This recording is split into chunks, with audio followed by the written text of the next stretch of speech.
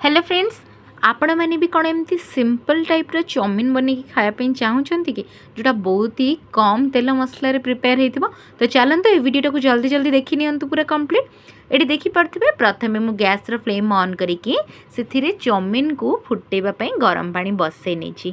ठीक अच्छे, आपण मैंने चाहिए मैदा वाला चाउमिन नहीं पारे, नहले तो नहीं अटा वाला चाउमिन बा नूडल्स भी नहीं पारे। तो ये देखिपे जो पानीटा पूरा कंप्लीट पूरा भल भाव में फुटीगला तापर मु जो चाउमिन पैकेट रू चाउमिन गुड़ाक पूरा एमती पकईदेली भितर सिझेवाई आपण मानू 5 ରୁ 10 मिनट समय लगिपारे। जदि सेटा अटा चाउमिन अधिक समय लगे किंतु जदि मैदा चाउमिन ताहले आपण मानकु कम टाइम लगिबो। आपण माने जदि हेल्थ कॉन्शियस ताहले आपण माने अटा चाउमिन मध्ये नहीं पारिबे। तो ये देखि पड़थिबे चाउमिन टाकू सिझे सारला परे मु पुणी थरे कौन कली से गैस फ्लेम ऑन करिकी गोटे कड़ाई बसे नहीं कि से देली 2 स्पून तेल। आपण माने चाहिले चाउमिन को सिझेला बेले मध्य तेल दे पारिबे किंबा पानी रो मध्य व्यवहार करि पारिबे ताकू ठंडा करिबा पाई। किंतु एठी जेहेतु मु कम तेलर व्यवहार करिछि तेणु करी सेथिरे आउ मु देनी तेल, बस एथिरे चाउमिन बनेला बेले ही जहा तेल यूज करिछि। तो ये जितेबाला तेलटा गरम हो गला मु काटिकी रखी 4टा पियाज ताकू बर्तमान पकई नेली और से पकईदेली 1 ରୁ 2टा कंचा लंका। ठीक अच्छे, आपण मैंने कंचा लंका और पियाज पकई सारा कौन करेंगे 1 ରୁ 2 मिनिट पर्यंत यहाँ को पूरा लाइट ब्राउन कलर है पर्यंत भाजी ने भी हाई फ्लेम रे यहाँ को पूरा भल भाव एपट सेपट करके भाजी नियंतु। मु मो चैनल रे आपण मानक पई बहुत ही सिंपल रेसिपी देखाए जोटा कि जी जहाँ को रोसई आसन सी आराम से शिखी जाई परिबो।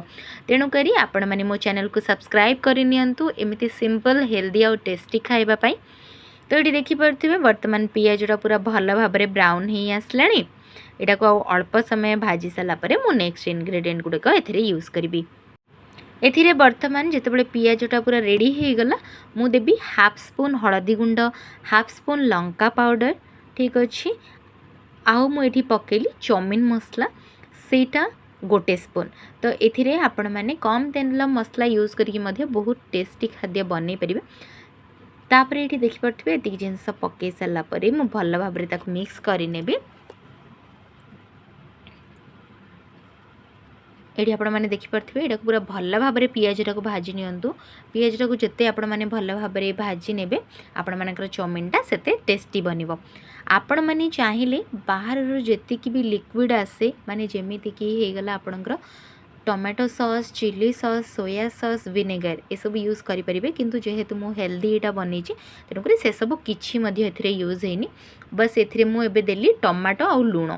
ठीक अच्छे, 1 टमाटो एथिरे पकई नेली आ स्वाद अनुसार लूण। बस एतिकी भी जदि आपण माने देबे घर चाउमिनटा मध्य और टेस्टी लगे। बाहर तो आपण माने सब बेले से स्टाइल चाउमिन खाती, तो ये नुआ स्टाइल रे मध्य चाउमिन बनैकी खातु।